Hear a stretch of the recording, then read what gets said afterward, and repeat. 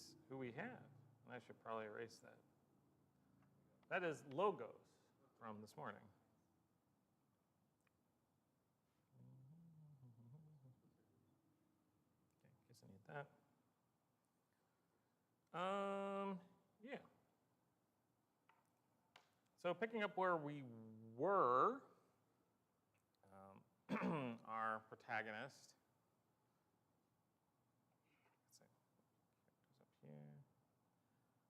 We have Mike and Randall studying with them, and he agreed to 5 studies, like an hour at a time. I think it was. It wasn't even quite that long. Give me five mornings. And we're basically going to be looking at the first 3 of them tonight. They began, and they're day, February 29th, March 1st, March 2nd, one day after the other. After that, and with the next class, there's a 4th one, but there's a big break between the 4th and the 5th, because life happens, I guess. But really what it's an interesting look at in this way is what Randall's going to choose to focus upon. You have someone who is very interested in having a formal study. Where do you start?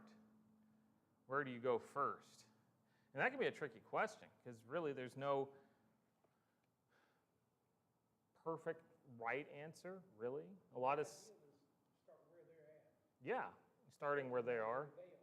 Okay, because a lot of systems in the study systems have their very specific idea of where you start at. What I find interesting is a lot of those systems feel the need to try to basically explain the Bible, if that makes sense. And that's a bad thing, but it's like they want to give like the synopsis or the overview and the whole picture, which can be helpful if someone's curious about that. But sometimes it's easy to actually get people kind of caught up in the weeds talking about covenants and differences when it's really, okay, what do you need to know, and start there and then kind of branch out. Where Randall starts with and that's chapter 25. I have this marked to a location for a reason. I'm going to go back and remember the title for this one. The Church of the Bible. He focuses on defining what the church is. And I think, well, maybe I could ask, trying to define the church given the fact that Mike has gone to a whole bunch of different places and had varied experiences. You think that's a good place to start with him? You don't think so? After everything he's been through. Okay. Why not? Again, then you want to start where they're at. He's confused about churches, and so what you're trying to do, if you go in saying our church is the right church, That's true. create this confusion because it's, in his mind, one of the bunch. One of them. Yeah. Okay. And that could just end up turning him off because you'll just sound like everybody else he's went to. In this case, he isn't going to take that particular tack per se. What he is kind of, I think, figured out, and again, there's only so much information we have with it, is that Mike is, like many denominationalists, has separated the notion of church and salvation. Christianity and being a member somewhere, maybe, in those terms. And that's a pretty common take.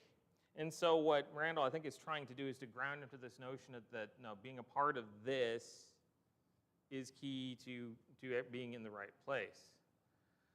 So they start their study. Randall has donuts. And he asks what Mike knows about the Church of the Bible. Instead of focusing upon where he goes, per se, and saying we're the right ones and everything, he says, well, what do you know about what the Bible talks about? Which is probably the better approach. Because it's, I guess, inductive. You're starting from there, and then you can then reach the conclusion of what it's like.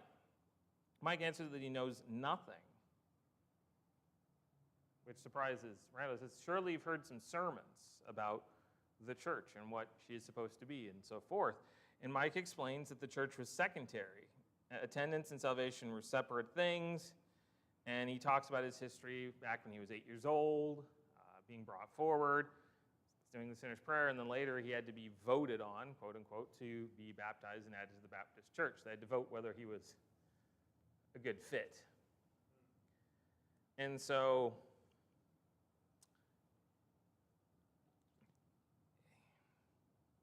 he hadn't really connected the two notions. So Randall then asks if this is why Mike believes that people from every denomination are going to go to heaven. This is treading a tricky path here. But Mike is beginning to wonder, because he's been through the whole notion of Matthew 7:21, Lord, Lord, do we not do these things? Only he who does the will of the Father. And he's been in that place. So Randall goes back to Matthew 16, the confession of Peter and the promise, and upon my church, upon this promise I will build my church, his possession. He says, okay, so he's talking about something that he owns, it belongs to him. Then he goes to Acts 2. But he doesn't focus as much on where we would be in Acts 2 yet. He doesn't focus upon the concepts of repentance and baptism yet, which is because that is still to come. He focuses upon Acts 2 with the fact that the people were baptized, but then in verse 41, they were added to the church. And then he asks how many? And it's 3,000 souls, right? And he asked the question if everyone present accepted what Peter offered. Well, 3,000 souls were added. Did everyone there listen? Mike doesn't really know. I guess question, did everyone in his audience listen? Listen versus Okay. Did everyone in his audience obey what was supposed to happen? Well, the obvious answer is no, but that has to be fair, the text doesn't emphatically state that, but what we understand of how many were present at the time, 3,000 at once is a huge number. That is a crazy day, but in comparison with the crowds that would have been there was still a minority. And the fact that they were adding daily and that they were adding more and more, and actually they'll add another couple thousand, implies they didn't reach everybody. That's the point he's trying to make. He explains that there could have been as many as 1 million Jews in Jerusalem at the time. He actually says this pretty authoritatively, and I always I'm wary of that, only because I've heard numbers that range from 250,000 to 2 million. It really depends on which ancient source you look at. It's still more, but the ones that tend to have the biggest numbers are written by Josephus, who he kind of self-indulged and kind of made himself, first of all, look very sympathetic and awesome, and he tended to inflate numbers a little bit. But still, 500,000, 250,000, 1 million is believable because it was a feast. It probably would have been more over the Passover. Well, it was the Passover. No, it was Pentecost. Yeah. There probably would have been more over the Passover in general. Pentecost was another one of the major feasts. They did have a system in place where if you couldn't make it, you could do something back at home. So the question was, did everyone try to make it to all three? Did they try to make it to the big one? Did everyone come every year? We don't entirely know. It's, again, what people say that they wanted to do, but when you're traveling 3 times a year, I don't know. The point is, it was still not everyone. And I think he's establishing this point to point out that them being added to the church wasn't because they happened to be there that day or in the presence of Peter. It had something more specifically to do with something they chose to do, which was obedience. They made a choice, and then they were added. And then he adds the next question, who added them? In verse 47. Who adds them? Was it Peter? Was it one of the, Matthias? Is it, God added to them. And it's like, put this in contrast with the voting procedure. It wasn't even the decision of the crowd or the decision of the 12 or whomever were there that they should be added. God added to them. Now, he is also using, I think, the New King James. It might just be the King James. So there's the phrase in that one is should be saved, which just causes some issues for some people, the way that translation works. It's perfectly fine, but the should element of it, they run with to, well, but if that's what they should be, but if they don't really believe, they never were to be. It's this thing. Don't worry too much about it. The connecting, what he's trying to connect together is The saved were added to the church, ergo the church was made up of the saved. They're one and the same. He's trying to connect those notions, which gets back to that singular notion. In denominationalism, if you have one among many in all these disparate groups, you have to separate the two or else you go insane, because you have to have people that are nominally something, just part of differing groups. And they'll say that the one body is just the collective group of the believers, not the church, which is itself crazy, but it's the only way you can attempt to explain it. That's why they separate the two.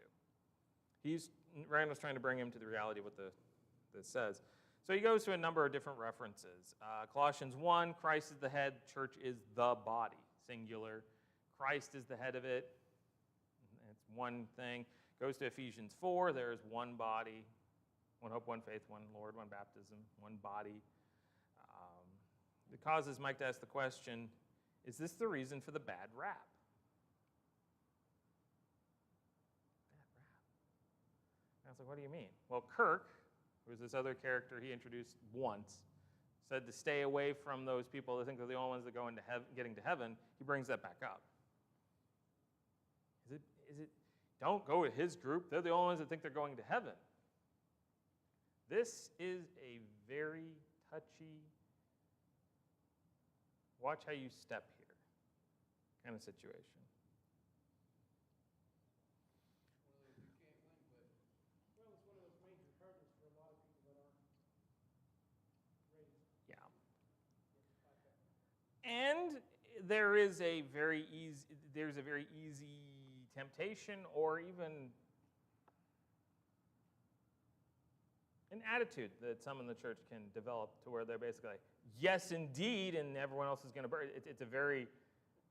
They embrace it to a point to where some of the accusations have a degree of merit, not understanding the compassion that goes with that reality. It shouldn't be something that causes joy.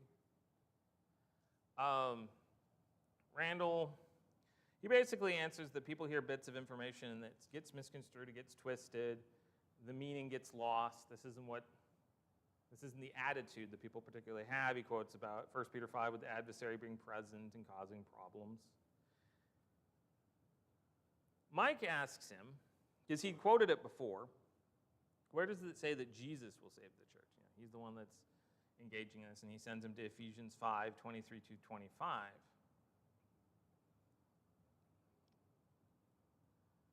And it kind of reconnects in his mind this notion of, if Jesus is the Savior of the body, if the body is the church, if A equals B, B equals C, ergo, if he's saving the body and the body's the church, he's saving her. You can't be saved outside of her, because she is what's being saved. She is the object of all that information. And it says like, yeah? What people choose to do or what they follow doesn't change that reality.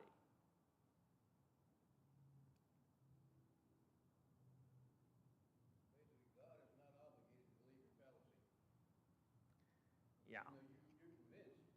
He's not obligated to believe that. Yeah. So my Challenges come in with the connotation of the word church. yeah.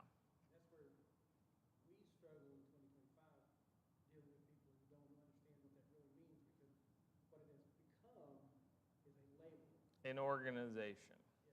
And a thing. And it, as opposed to her, the bride of Christ. But Mike isn't upset by this. He is brought to this conclusion on his own. Randall didn't have to go too hard with this one, mainly because he didn't leap on it earlier as much, and he let him again come to this, seeing for what he sees. He begins to understand. He says, it's not about choosing a church of one's own choice, and that's a big deal, really, for him, given what he was used to. So then he asks if Church of Christ is a biblical name. Is that a Bible name? It's like, okay. I'm curious. It's not in there. I was waiting for him to ask, is it the only name that's allowed? Because that's a fun one. It's not. But Rhino goes to Romans 16:16, Church of Christ salute you, and so forth. Then he does something that is not uncommon. He makes a huge grammatical point about how it's a little c in church and Christ is a big C, because it's not about It's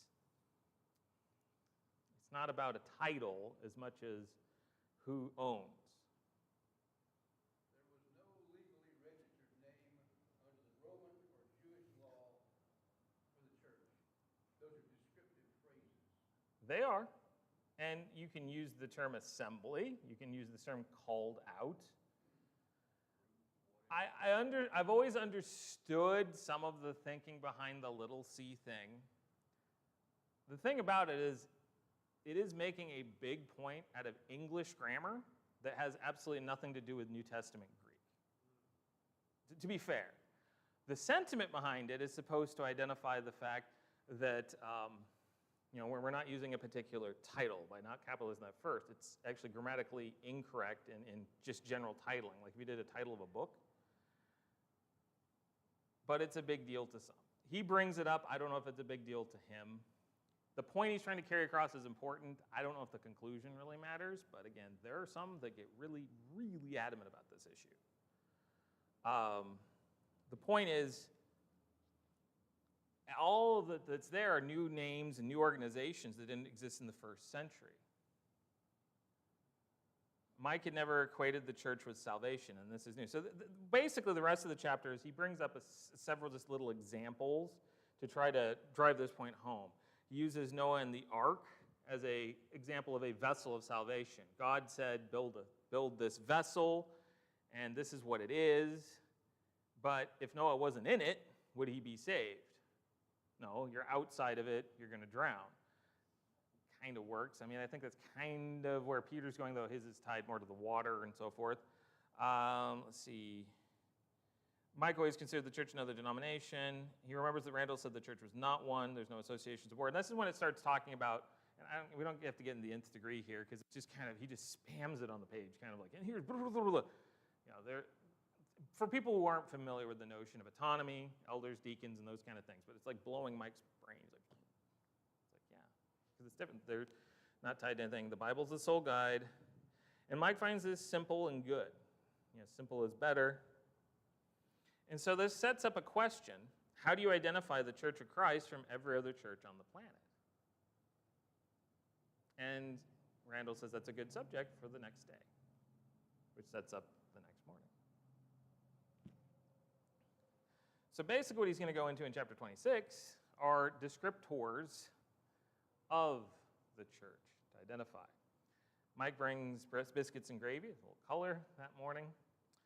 And Randall asks the questions, religions identify themselves with names. How would you know one from another if you removed all the names? What defines them if you don't have that particular name? How would you tell anything about them?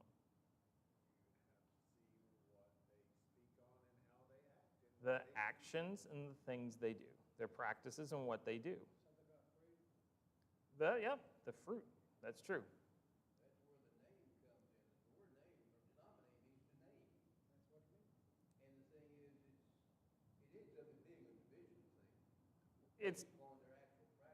Well, I mean, it's a math term. It's to break apart from a whole. It's to become one of many.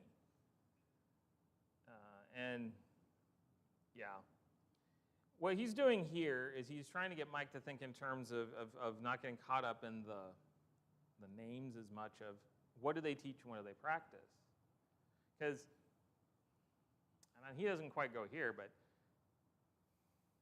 even having the right name doesn't itself prove anything. It's what's taught and practiced. And they could have a different name than what you're used to, even if it's a biblically acceptable one, and teach and practice the right things and be fine.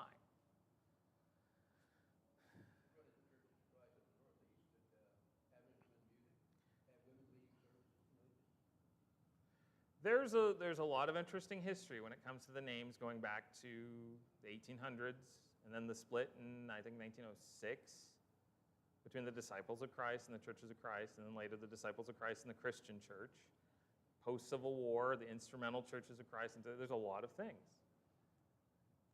The Restoration movement, Barton, Stone, and Campbell and all of that, they really hung on the name disciples of Christ, which in some ways first of all, it's an acceptable name, and it really focuses on the members. belonging to him, the followers, in more so than a organizational term. See, that issue didn't become a prominent or significant issue for several hundred years. The church had to grow. It was commonly recognized for a long, long time as the body of believers. Well, There wasn't any distinction. There were the heretical groups that, mhm. that developed, but they weren't like the denominationalism that exists today.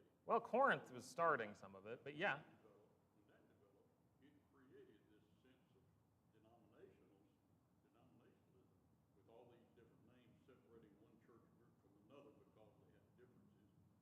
Well, But the requirement to address that was not the same as we have today, as the scriptures were dealing with it directly. So we have to kind of interpret or figure out kind of how to apply it.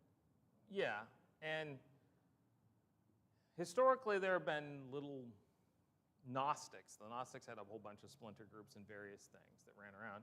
But everything became so codified in Catholic, which is universal, is what the term means in Latin, authority, that it wasn't until the Reformation started splitting all these things off that we didn't have all these groups. But they kept that authoritative notion of, well, my new group's going to have an authority, and this group's going to have an authority. And it's been a problem. But I mean, in the first century, what they called the church the way in some places, which is very different than anyone would be interested. If you went to a place called the Way today, you'd think they were probably like hippies or something. I think it's kind of a cool name, but I mean, around Waco especially, you would be careful. I mean, there's so many groups around. And anyway, sorry. It was the Way. Anyway, he goes to the church is commanded to worship in spirit and truth, John 4, and so he just talks about, he does the 5 aspects of worship, basically. Because he's just trying to identify what does the church do. She does the 5 aspects of worship. Lord's Supper, prayer, singing, giving, and preaching. That's it. No robes requires. They meet on the first day of the week. And what he's just kind of going through this kind of quickly. So this is how this works. And Mike notices, wait a minute. You partake of the Lord's Supper every first day of the week. Yeah. His Baptist church only partook quarterly and on Easter and Christmas, which most of the time, at least Christmas, doesn't fall on the first day of the week, but never mind. Why? And then he remembers because this certain Baptist manual from the Southern Baptist Convention said to do that. And then it's reminding him about, is it from man, is it from God? And so Randall goes to Acts 20 and verse 7, where Paul tarries with them and stays. That's the common proof text, and I don't mean that in a negative way, but that's a common text that's used for that.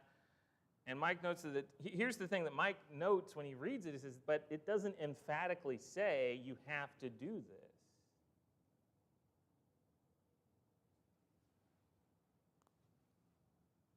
There are times when God emphatically says something, and people who don't like it are going to find a way around it. True. So, no, it doesn't matter what you say. That is true. But see, this is getting into the realm of command, example, necessary inference, and those different things. It doesn't say you must do this on the first day of the week. What you can take from it is an inference that they did on the first day of the week. And it's like, how are you gonna approach this? How are you gonna deal with this? Now, there's something that comes up later, but I'm gonna bring it up now. That Randall points out is a little interesting, that the Baptists don't partake of the Lord's Supper every first day of the week, but boy, did they take a collection every first day of the week, and they insist upon it. And they base it upon 1 Corinthians 16. That was something he noted, so you can pick and choose when it's convenient, I suppose. You can't, but that's what's done. But what he does to deal with this is he actually gives an Old Testament example and then tries to, I see the face. He gives an Old Testament example and then tries to bring the principle forward. He goes to the 10 Commandments with Exodus 20, verse 8. Remember the Sabbath and keep it holy. Okay. This could blow up and go some weird places really quick. When I was reading, I'm like, where are we going with this? But then he's like, which day is the Sabbath? And of course, Mike answers, because he's Baptist, Sunday. It's not. It's the 7th day. It is Saturday. It's like, why do you think? They synagogues meet on Saturdays. What he asks is, remember the Sabbath and keep it holy. Where in that command, and we're talking an emphatic command example here, where does it say to do that every Sabbath? Every time a Sabbath rolls around, do so.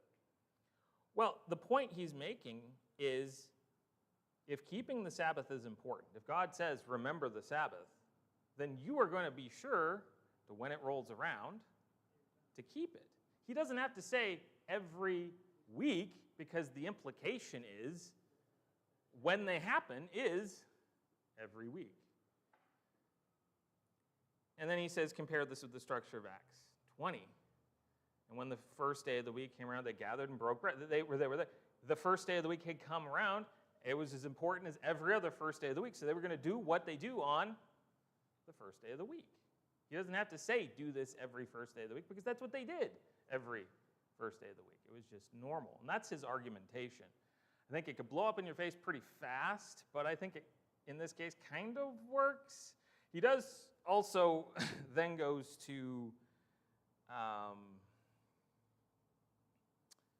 is it there? Maybe. Well, okay, it's a little out of order in the notes and what happens, but he does reference Exodus 31 as well, where if you didn't keep the Sabbath, you were put to death. And he says, is anyone, actually trying to put people to death for not keeping the Sabbath today? Well, no. So they're not consistent about what they're trying to bind from the old. I'm like, I don't know why you were going this side thing here. Mike says, yes, fine, we see this example, but it doesn't command to do this. And Randall, I understand what he's doing, I suppose. He says, I want the phrasing here on this one.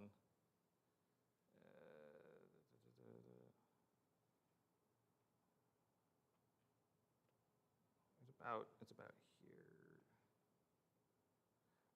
here.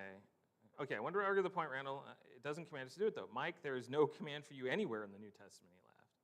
There's no command for you. I think what is spending, rather is that you're not seeing it anywhere. You don't seem to see them in any of them, but the way it comes across is a little strange, as if there aren't commands of various things. But then he'll later say that there are commands, examples, and necessary inference. I think it's just badly written. Maybe kind of go, or maybe there's no specific commands for you as an individual, especially, versus everyone. I don't know. It's odd. He goes to explain what the New Testament is. It's gospel, history, and letters, and Revelation, and so forth. And you interpret it through commands, examples, and necessary inferences, the Sini principle. Why does this matter? Because we have to follow apostolic examples as well as direct commands.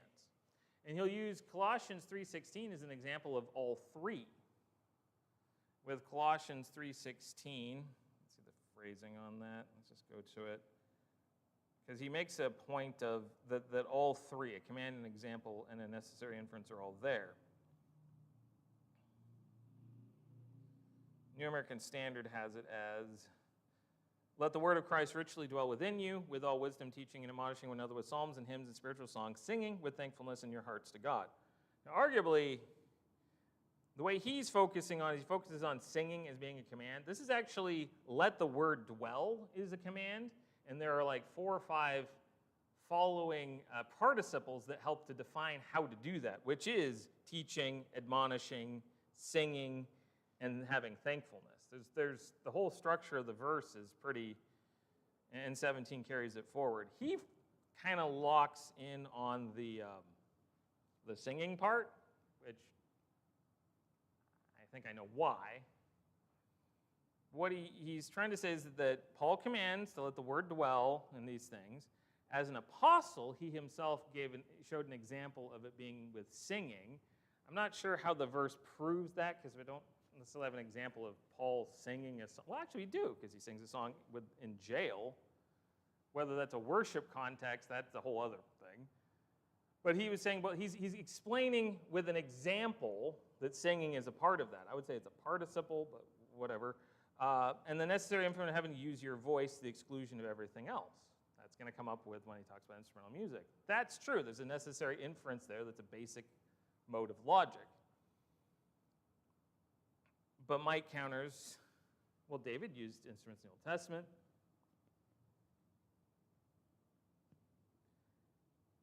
Kirk said that your church doesn't even believe or follow in the Old Testament.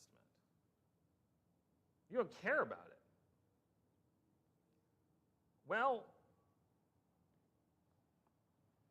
it's like, I don't know. It's true. It's about some congregations, unfortunately. But the Old Testament's a tutor to lead us to it, but we're not under it. And he explains it. The Old Testament's a tutor to look forward, but we're under the New Covenant, not the Old Covenant. The New Testament, the Old Testament.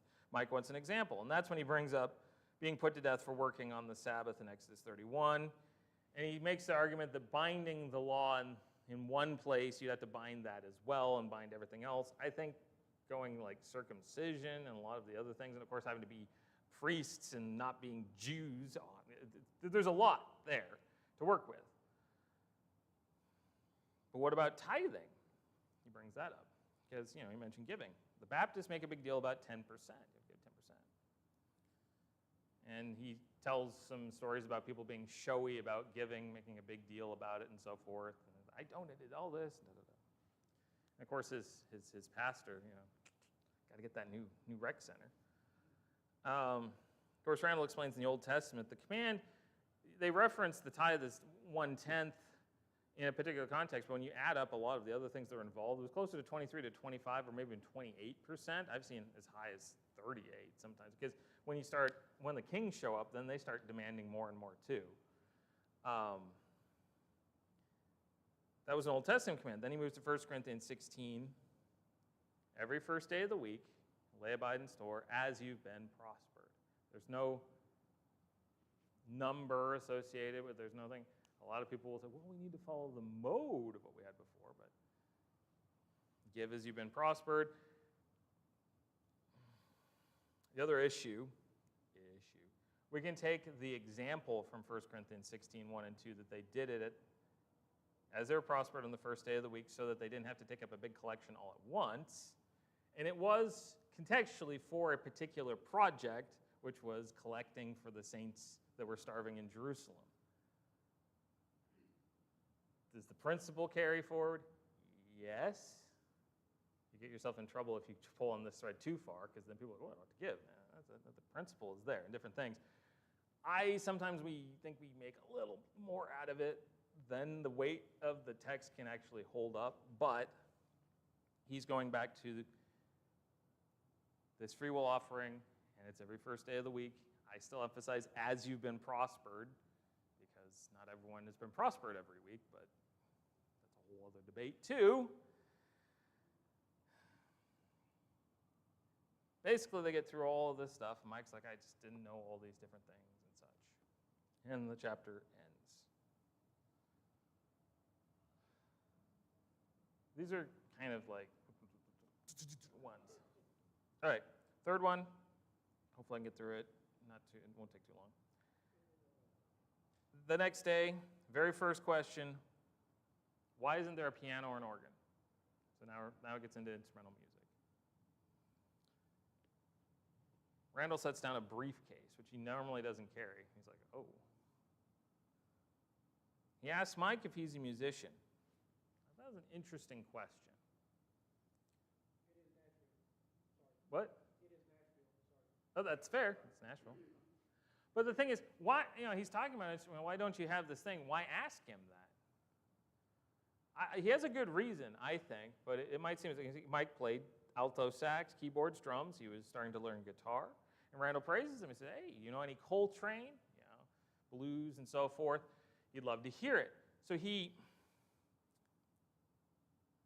I think his attempt is he's trying to disarm an argument that he hates music or the concept of it. He's trying to take that off the table, to show an appreciation for it as a thing, and the fact that Mike has a talent, and it's a God-given talent. But it needs to be separated from other things. So that's where he starts. When he basically says there's a short answer and a long answer to the question of instrumental music. You need to know both. The short answer is God never authorized instruments in worship. That's the short answer. That's usually not enough for most people. He didn't authorize it. It's the argument from silence, or yes. And it easily defeats 3 or 4 of the 5 major arguments. The 5th one is insane, so it kind of defeats itself. There are 5 common major ones. We can go over them at some point. Anyway. But Mike has several questions. He rapid fires. Well, David used them. It says there'll be harps and things in heaven. I have this talent God gave me. Why can't I use it? It's just a series of things. And it's like, calm down. You're confusing the point. He'll go to Ephesians 5, 18 and 19, and Colossians 3:16, which, of course, he will, because those are 2 of the key verses that deal with this. Ephesians 5, what kind of music is described here? Singing. Now, he doesn't go to a lot of trouble to explain this in different ways as some have, but sometimes one thing to remember is it's a definition of terms. Music is a general classification that can be sub-categorized down into, a lot of times people say 2. I'm going to say 3 only because you can blend them, but basically non-vocal, so like instrumental, a mix, or vocal or a cappella, singing. Those are sub-categories, logically. And I put the mix in there only because, well, what if you'd use both? So, okay, fine. It can be a subcategory of that. But to speak in terms of music as the general concept versus this brings it down to the more specific.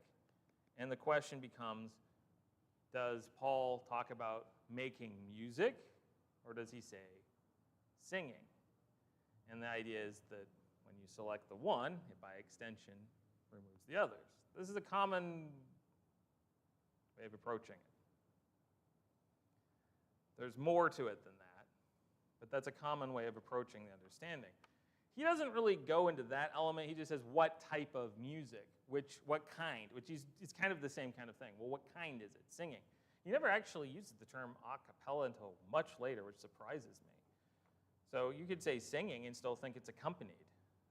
In my book, I don't know if he's really hitting that. Now, he goes to 2 Peter 1 with the reference, the no scriptures and interpretation of man's own thinking. So it's not their own opinion. It's not the opinion of Paul. Paul doesn't prefer one over the other. He has been inspired to say this. It's a command given to him. Then Mike counters, if it doesn't say that we can't do it. It doesn't not say, it's that double not kind of argument. Well, it doesn't not say.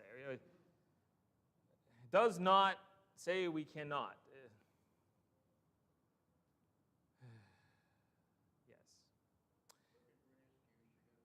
Well, and here's the quote I took from it, is that if you practice faith based on what is not said and what is not restricted, you are on very dangerous ground. If you're going to hang your hat on, well, it didn't say this, sometimes it's more important, well, not sometimes, it's more important with what it said. There are a few cases where what is not said, and again, arguing from silence, can be telling, but yeah, saying, well, I'm free to do this just because it wasn't explicitly prohibited, even though something else was permitted, is a very dangerous place to be. Try that with your taxes or your job. It gets dicey.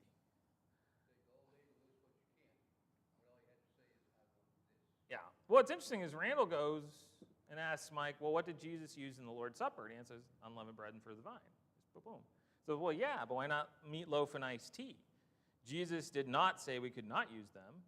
And Mike says, well, it's because the example is given of what we have. He answered as he's already there. And ironically, he's already past a certain point with the Lord's Supper all of a sudden. And then Randall gives another example from Genesis 6. God says to Noah, build this ark out of gopher wood. What is gopher wood? Spoilers, we really don't know. There's a lot of theories. It's gopher wood. Yeah, he sent his sons to go get all of it. They were the gopher boys. And they looked on. Gopher wood. Well, what if he used oak? What if he used cedar? It wouldn't be fulfilling the command. Why this particular type of wood? Maybe it was able to withstand the pressures. You know, God gives actually.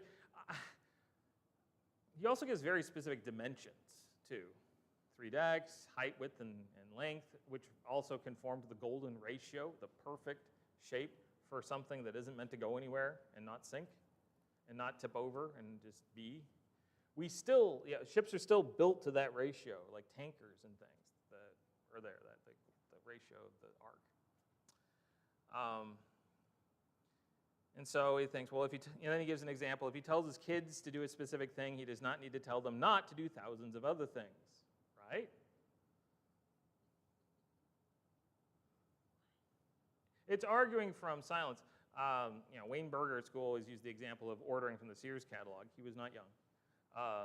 So ordering online, you don't put something in the checkout box and then have to go through the entire site and say, don't send me this, don't send me this, don't send me this, don't send me this, don't send me this, don't send me this.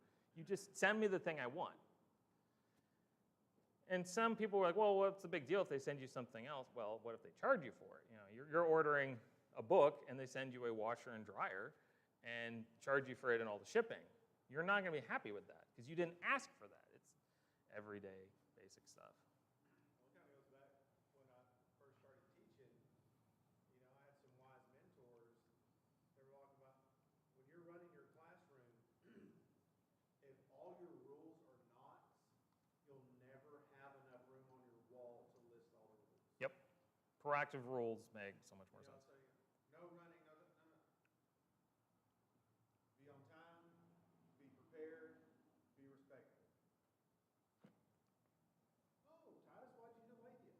He didn't say nothing. No, is that respectful? Well, no. Okay, be respectful. And so it's all those things that if you spend all the time looking for The knots. what if Yep. Well, the next example he gives, of course, Leviticus 10, Nadab and Abihu.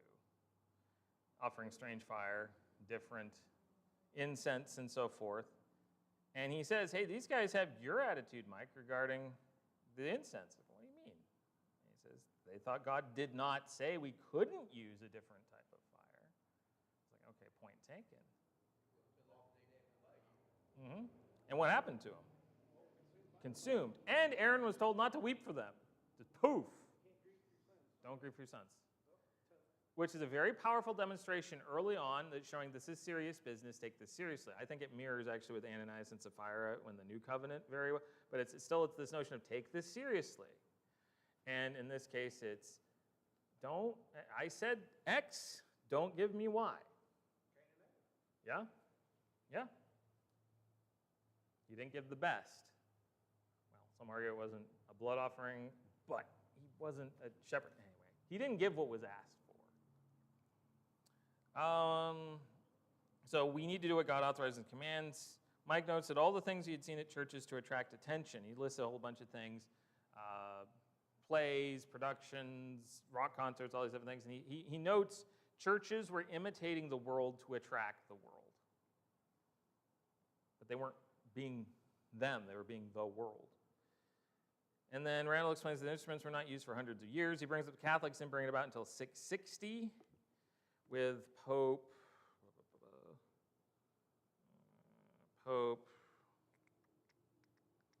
Vitalian. And then he takes a whole bunch about the Reformationists out of his briefcase. And it's a whole list here of quotes from Calvin, Clark, Knox, Luther, Spurgeon, and Wesley on their thoughts on the instrument, which is always fun to bring up because none of them were for it at all. For the sake of time, you can find them in the book or just online and various things. But he gives basically, that's what was in his briefcase, was a sheet. Here's a whole bunch of things. And people who aren't even doing what they're supposed to, and their thoughts on it.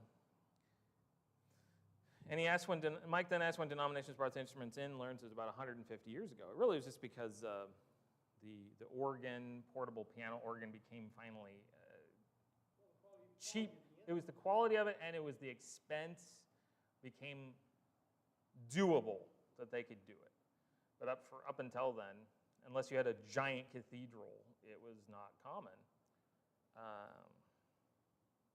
So Mike closes the chapter out noting how much has changed, and ironically, some people, even just 150 years, would now consider not having an instrument to be blasphemous in some way because people get used to what they're used to. And so he asks the questions, will I be faithful? Would I be Nadab and Abihu? Or Abihu, if you prefer. I've heard it pronounced that way. I think it's weird. I always said Abihu. These were very, information heavy. For us, it's kind of like, okay, and a lot of, But it is seeing, from Mike's perspective, these things are very new. And the things Randall is choosing to teach with them. Remember, he only has five lessons. That's what he said. And then he was going to stop. He's used 3 of them. Has he given enough information to give him something different to consider, especially where Mike was at? You don't think so? Well, Mike's seeking. He is. That is the thing. That is the key. So he's still wading through the information. Mm-hmm. And so I don't know if he's necessarily ready to set anchor. If that makes sense. Well, this is study 405 and study 405. I'm interesting how it's going to shake out. Basically, we're going to get into chapters 28 through 30. It's still going to be dealing with some stuff, and there'll still be 5th one hanging. But he is getting closer to, in chapter 30 especially, really starting to focus on the gospel itself. But he's trying to I think he's just trying to knock obstacles out of the way before he gets there. And again, we're getting Mike's take with only so much information. I like to think through their conversations, he has a pretty good idea where he is. Randall has a pretty good idea where Mike is. So some of the things he said have been kind of, but I guess I always felt that Randall got a lot of his guidance in his study from somebody else. it's very possible. There are a lot of things that he says that are what I call traditional. Yeah, he has I hate to say, but it hits the party line of especially east of the Mississippi, Nashville, Memphis, very, very much. No judgment against them, but a lot of his applications come straight from that line of thinking.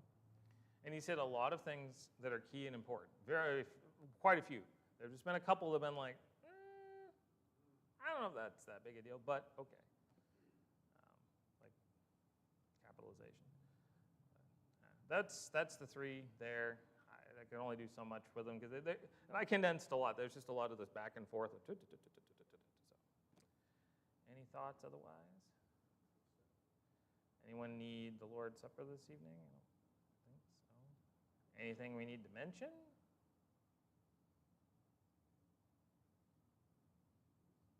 We good to close then? Fine. Well, you'd bow with me. Let's close in prayer. Father, we thank you for this time we've had to discuss, looking over this account, one of your servants and their conversion. Help us to learn from understanding where his mind was and how to reach other people, and not again to get locked into a particular system, but just to be focused upon sharing your word and letting your word be, and always being ever ready to give answers and to develop those relationships to meet people where they're at so that we can help them to lead them where they need to be with you. Lord, be with us in our endeavors as we do so. Be with us as we leave this place and go into this world, that we remember you as the source of strength, you as the source of our security and wisdom, and reflect the light of your Son. Please help us to wake up each morning focused on how we should act proactively, not just avoiding the bad, but embracing the good. And please forgive us when we fail to be who we should. We thank you for your Son and his sacrifice and your patience with us and bringing us together as a family. Be with us. It's in his name we pray.